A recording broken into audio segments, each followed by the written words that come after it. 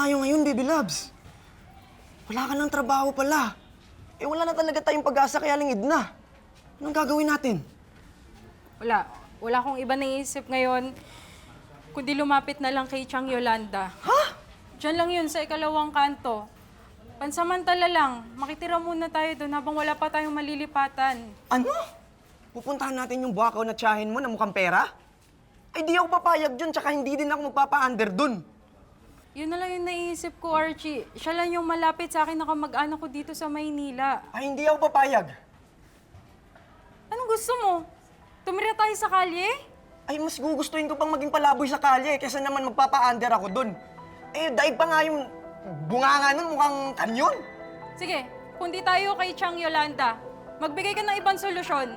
Kanino tayo pwede makitira? Sa kamag-anak mo, kaibigan mo. Sige, magsabi ka.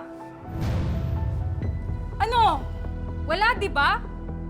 Athena, why are they fighting?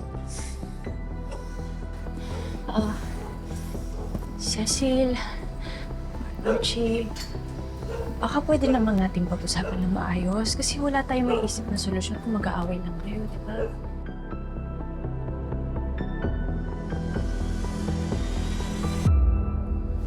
Archie, teka Kaya lang. mo kung gusto niyang umalis.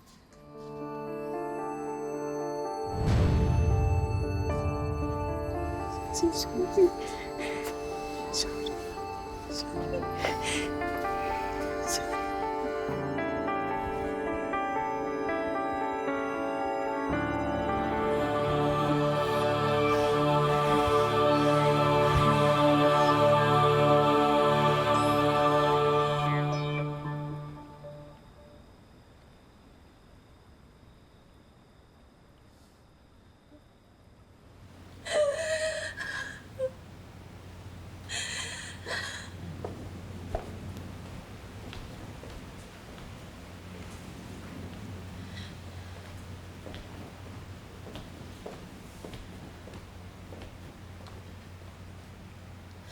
Amy? Umiiyak ka ba? I hate him, Mom. I really hate you. I'm so annoyed and frustrated sa kanya. I confessed my feelings to him and he just rejected me.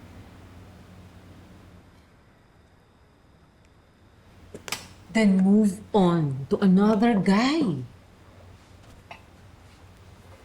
Eh, akala ko ba kailangan maging kami iwan?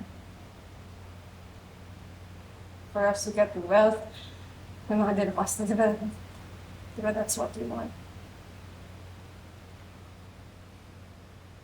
With the latest progress, hindi mo na kailangan sa iwan. Kaya na nating makuha ang lahat ng pagmamay-ari ng mga De La Costa, kahit hindi maging kayo. The thing is, I want him, Mom. Wala naman ako pakialam sa pera niya.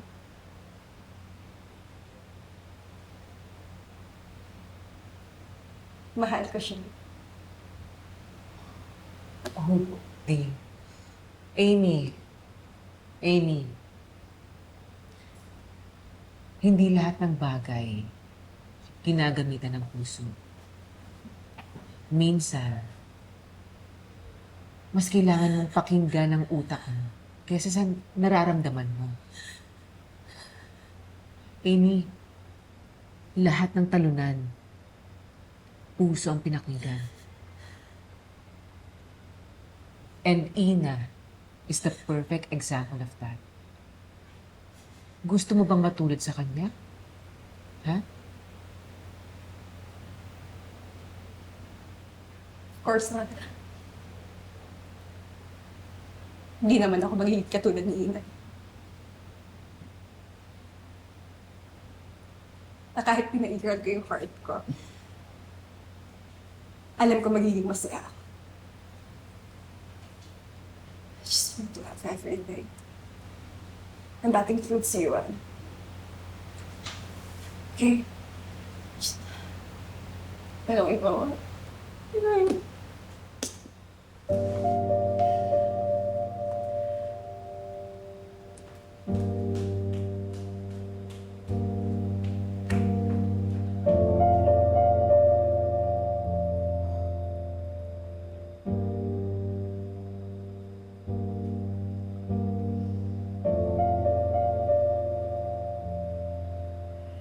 Bakit naman di mo agad sinabi na ilang buwan ka nang may problema sa renta?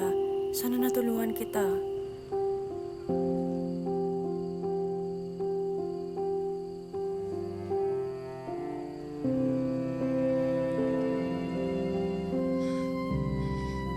Kailangan pa ba talagang umabot kayo sa pag-aaway ni Archie? Hayaan mo siya. Babalik din yun. Ate Ina, lamig na ano. Dito tayo, sleep. Hindi, no. May nahanap akong matitirhan natin pansamantala.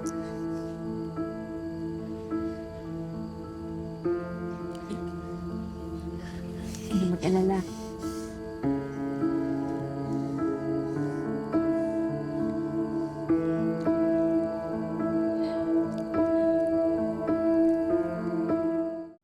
Ibang klase rin naman tong Cecil na to eh, no?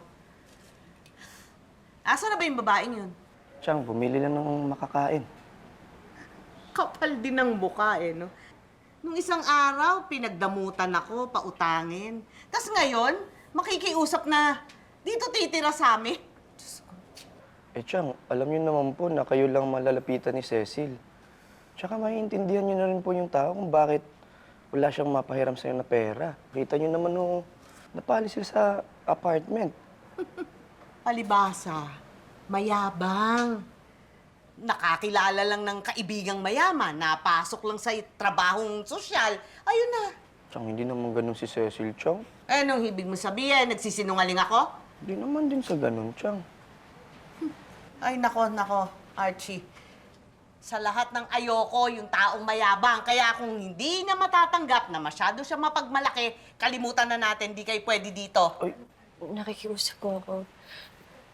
Wala po kasi kami ibang matutuluyan na. Pansamantala lang naman po. Pag nakahanap po kami ng trabaho at malilipatan, alis po kami agad.